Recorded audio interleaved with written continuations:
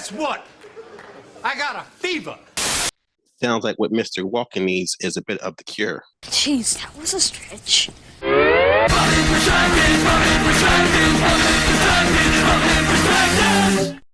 Okay, it is time for another Perspective Pre-mortem tribute.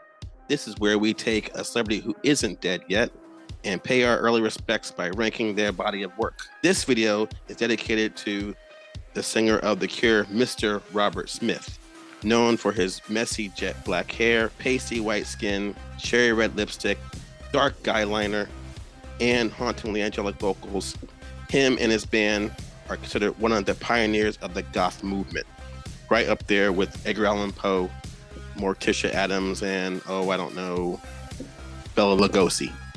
So, Robert Smith was born in jolly old Blackpool, England on April 21st, 1959, and began playing in bands with his classmates by the age of 14.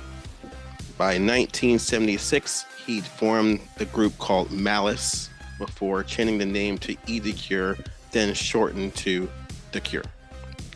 By 1978, they released the debut single Killing an Arab, as well as the hit Boys Don't Cry the following year. From the 1980s well into the 90s, The Cure were consistently releasing albums which helped cultivate the goth kid scene. If it weren't for The Cure, we'd probably have no Tim Burton movies or a Hot Topic in every mall. Without him, how would adolescent goths channel their angst? I am utterly alone. So, since there's, I believe, a 67% chance Robert Smith will be dead someday, we are paying tribute to him by ranking all 14 of The Cure's studio albums. So, I'm not a big Cure fan per se. Yeah, and then I think it's time for us to feed, per se. So that is why we have a guest today. Ladies and gentlemen, welcome back to the channel. John from his YouTube channel, What's Spinning. Howdy, y'all. John here from What's Spinning. That's my name and that's my game. I've been doing this for a while now, and I'm here today to rank the albums of The Cure for y'all. Now, before he gets into his list, why don't you let everybody know your credibility on the band, how long you've been listening to them, and all that jazz. Absolutely. So I got into The Cure at a really interesting time, and that was during my ska phase. Ska defines who I am as a person, and I will never turn my back on ska.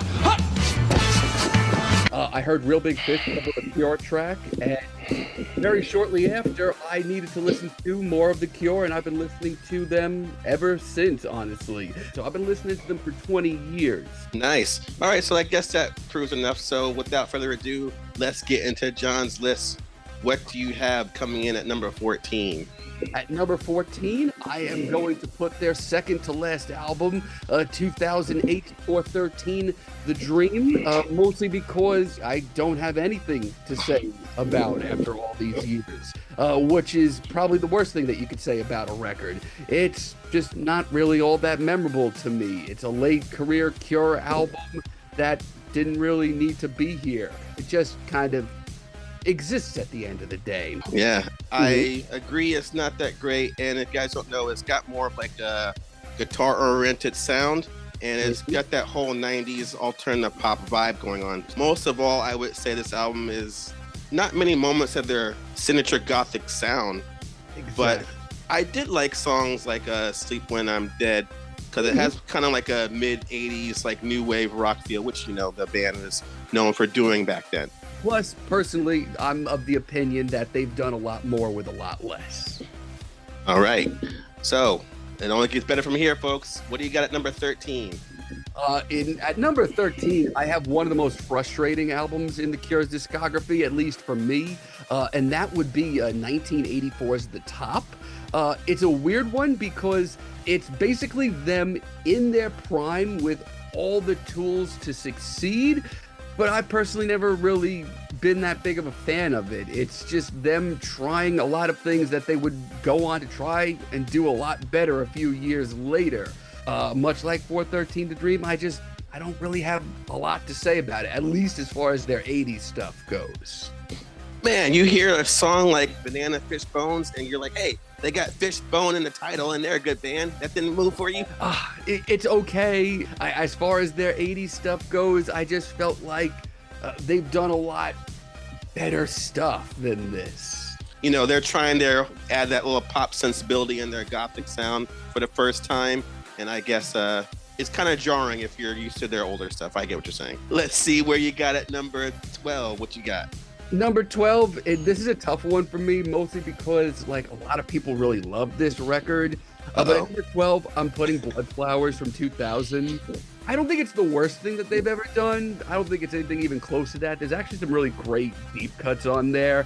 But this, to me, was them like going for like a little bit of an edge in the early 2000s, trying to reclaim some of like the gothier sounds of their 80s stuff. And it's definitely going back down that rabbit hole, that darker, more gothic material. But there's a lot of this record that I just feel like, I don't know, they were just trying too hard. But there are some deep cuts on here, like Where the Birds Always Sing is pretty cool. Last Days of Summer is pretty cool. It's not like it's the worst album they've ever done, but I just feel like they're trying too hard. A little hot take here, but I think it's the worst album they've done. Okay, we're in the right wheelhouse then. Yeah, I think this album is so freaking dull. I'm like, it's no wonder they didn't release any singles to it. It's very early 2000s and not in the good way. I did enjoy the song There Is No If, because it's got a nice change of pace from the rest of the record. But Sure. I'm glad it's so low. All right, so at number 11, this is a weird one for me just because it was the first Cure record that I was exposed to growing up as a young music fan, and that's their self-titled record, The Cure. It's from 2004. Let you guys know out there, this was produced by Ross Robinson, who produces like all those new metal bands like Korn and Limp Bizkit. So you would think to yourself, is The Cure going hardcore? You're not hardcore unless you live hardcore. And they kind of do. This album has a bit of like a post-hardcore vibe to it. Like the song Lost has like kind of like a Fugazi-esque guitar chord progression. It does. But it's jarring with them making this change in tone of their music. But Exactly. Go ahead. Why'd you put it there? I mean, leading up to this record, like The Cure to me was this mythical band that, you needed to hear, and it was just all such a vibe. There's just such a mystique, and, they had this legion of fans, and then I heard this, and I thought it was okay. Thought it was a pretty average rock record. The End of the World's a cool track. I remember seeing the video for that years ago.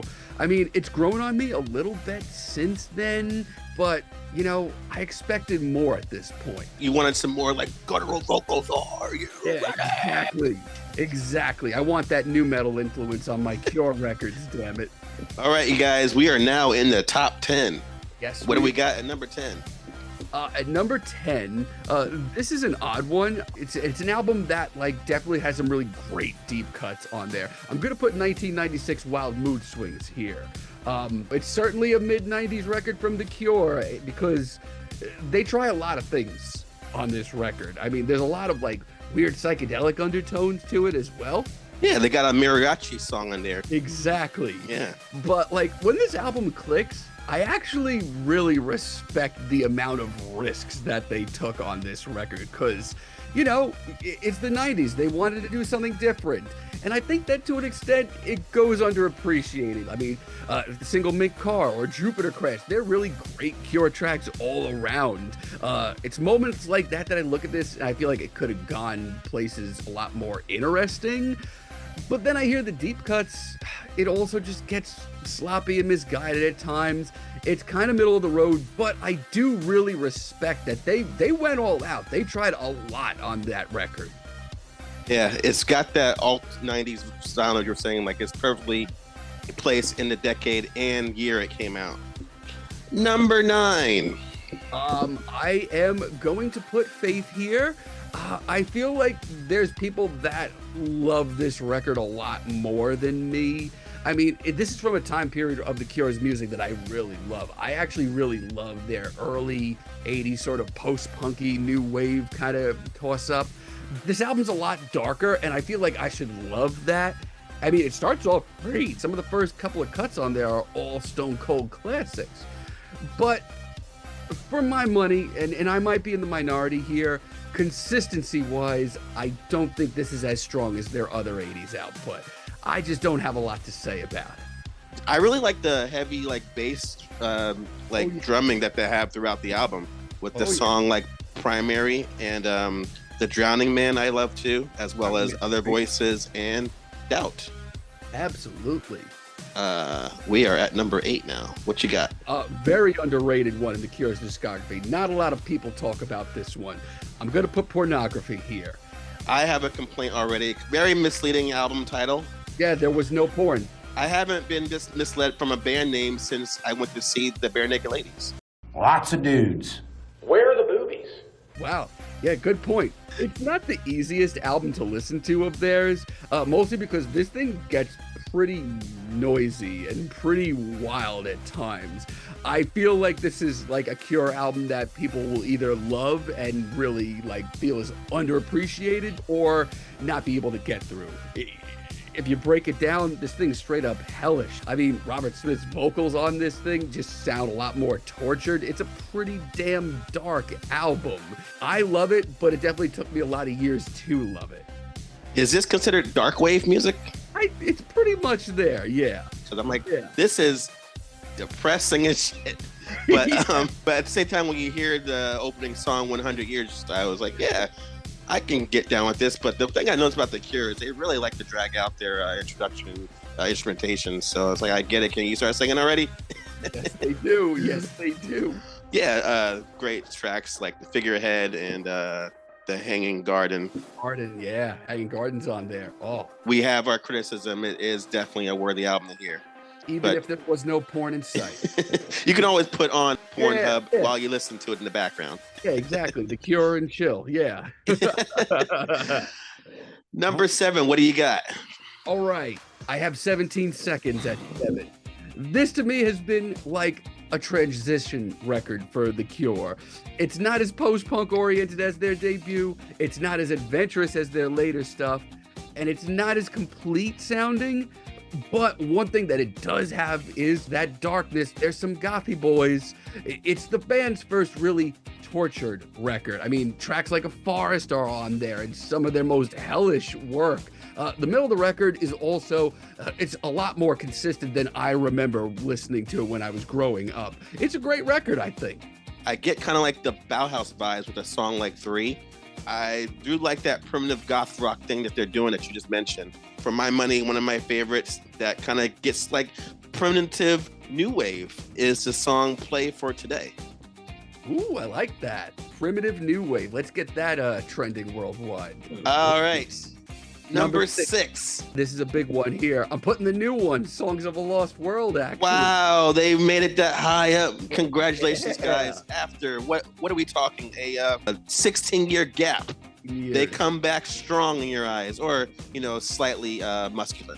They do. They do. I mean, I think it's awesome. I think it's a great record. I mean, I personally, like I said earlier, was very worried that we weren't going to get the true blue epic send-off to one of the best to ever do the damn thing. But I think that this album is a great send-off for their career. It's their moodiest work since probably the 80s. It's their most gothic and dreariest record that they've dropped since the early 90s, easily. It, to me, feels like a Cure record. I mean, I wouldn't say it's the easiest record for them to get into from them. It's pretty long. I mean, there's some pretty long monolithic tracks on here that hop from genre to genre. But for me, as a Cure fan, this gave me a lot of closure. Like, if we never got another record from them, I'd be totally happy with this. I wouldn't feel like I missed out on anything. And like John is saying, this album goes from doing ambient dark wave to more like industrial dance metal, where I'm getting like a song like Drone, No Drone. You're getting vibes of like Tool mixed with like 9 Inch Nails. That's my favorite deep cut there too. I love Drone No Drone. Yeah, and also the single "A Fragile Thing" is really what like brings you into like, oh, this might actually be good. I think that it's a proper send off to them. If it is truly their final album, I'll be happy with it. Are we at the top 5 now? We are at the number 5 spot. Okay, here we go. Top 5, everybody. Number 5. People are shocked by how much this album means of The Cure's to me. I'm putting Three Imaginary Boys here. This album is so underrated. While I enjoy a lot of The Cure's discography, obviously, I am such a sucker for their early post-punk and darker stuff. I mean, it's a pretty short and sweet album, but it is loaded. I mean, the US version had Boys Don't Cry on there. The global version has tracks like 1015 on Saturday Night on there. It's pretty damn untouchable, and it's just all killer, no filler. It's short, it's sweet, it rips. I get like a Gang of Four meets the Buzzcocks influence on there. I like it because it's not as sad as their later stuff. And who could be sad if you're going to cover a Jimi Hendrix song, right? Exactly. And the bass types, which I love about the post-punk sound in the first place, you get on a song like Subway Song. The album is short and sweet and to the point. I'm glad it made the top 5. All right, number 4. I'm going to put Wish. This album took me forever to listen to growing up. I didn't have much of an interest in anything that they were doing in the 90s, and I pushed it off because of that. I was a fool. Mostly because of just how pleasant and this album is to listen to. It's got like a whimsicality to it. It's adventurous, and yeah, it's a little bit poppier, and that can upset some, but this is The Cure at their most carefree. It's kind of them diving into some jangle pop at points. It's very pleasant, and on top of all that, it's really consistent as well. This album delves into the shoegaze sound that the band was embracing on an earlier album that we're gonna get into. You know, tracks like Open, and one of my favorite like heartfelt love songs on there, High, and of course we can't forget to mention Friday I'm in Love, which, you know, gotta play every 7 days. Exactly. As long as you have in a relationship, of course. But also this whole Britpop sound they're embracing on there, I love with that long album title. Let me make sure I say the whole thing. From the Edge of the Deep Green Sea. Love it. And the jangle pop direction really meshes well with Robert's like hopeless romantic perspectives, and their gothic traditional sound is all over this album until that last song, which is aptly titled In, where you get that lyrical downer that we all crave when we hear a Cure song. Exactly. Number 3, right? Yes, indeed. I'm putting the head on the door here. While I've enjoyed albums that The Cure dropped before this record, this to me was the band's first must-listen record. It's the album where everything really just starts clicking into place for the band. And not only do you get the gloomy post-punk on here, but they really started opening up their sound as well, as you could hear on tracks like In Between Days and Close to Me, that the Get Up Kids would go on to cover many years later. It's dreamy, it's hard to place, it's really surreal lyric-wise throughout. It just sounds like the band's ready to take off here. I think the album's great. It's not as gothic as their other stuff, which I like. It's a lot more happier of an album. You hear a song like the sax solo on A Night Like This, and then you hear the synthy notes on a song like the closing track Sinking, and you're like, it does feel just like heaven listening to it. It does. It does. I feel like I gave you a nice layup for number 2, the album then. Oh, yes. At number 2, I'm going to put Kiss Me, Kiss Me, Kiss Me. I mean, it's the album where The Cure decides that, yeah, they're not just only very comfortable with, you know, being a singles band that could dominate radio charts, but hey, they could also just be the coolest freaking band around and try different styles and knock them out of the damn park. It's a sprawling album that just shows them trying to do a lot, but they stick the landing almost every time. It's a great place to dive into the band if you're listening to The Cure for the first time, but it's also a great place to dive deeper. I mean, no matter what flavor of The Cure that you like, there's going to be something for you on this album here. Yeah, besides the song I mentioned, it's got one of my favorite songs Why Can't I Be You, which as a person that first got into ska music, I feel like that should have been your go-to song. Only thing is, do you feel this album is a little bloated at 74 minutes? Yes, I do. It is a little long, but like I said, I feel like it could be used as a good diving in point for The Cure, but once you are a fan, you know, it's definitely an album that you could dive a lot deeper into. Yeah, and if you're also into a band like the Velvet Underground, I was noticing a bit of influences in their experimental art rock that they incorporated on this record. I'd agree. And not only that, but like I think that the album hops around from genre to genre enough that I don't want to say it justifies the 74 minutes, but it definitely makes it a lot easier to swallow. Let's say you're into a group like, I don't know, My Bloody Valentine or a Silver Sun Pickups, and you want to hear some of that like 90s dream pop shoegaze sound. You listen to Mazzy Star one too many times, and you're like, what is the best Cure album I should listen to, you know, quench my thirst? Coming in at number 1. Disintegration is the best album ever! It's number 1. It's one of the greatest alternative rock records of the 80s. It's one of the greatest alternative rock albums of all freaking time. It's just, it dives into just about every sound The Cure has ever touched down on. I mean, it's gloomy, it's desperate, it's emotional, it's gorgeous. It also, from a production stance, is one of the greatest sounding records ever. I mean, the production on Pictures of You alone is absolutely mind-boggling. Plus, it's such an engaging record. You could show up for the singles like Love Song and Lullaby, but it's also an album that if you have the time to dive into it, you can find so many interesting details and just different styles of music from The Cure. It's wonderful. Lullaby is my favorite Spider-Man theme song ever. Ever. This is like when they got their goth rock sound, they returned to that. It's got sad stuff, it's got happy stuff. It's like a whole smorgasbord of everything. Not only that, after the 74 minutes of Kiss Me, Kiss Me, Kiss Me, the slim and trim 71 minutes of Disintegration is perfect. You need those 3 minutes back. And I really need those 3 minutes back. That was a great ranking, and this is the part where we do our eulogy for Robert Smith, just in case he does pass away. Now, I'm just going to say right now, Robert Smith, not only did your music inspire kids to dress in black, drink coffee, and write depressing poetry, you're an activist, you know, helping out with the concert tickets getting lower. You know, you're a devoted husband since 1988, and to say his induction into the Rock and Roll Hall of Fame in 2019 was long overdue is an understatement.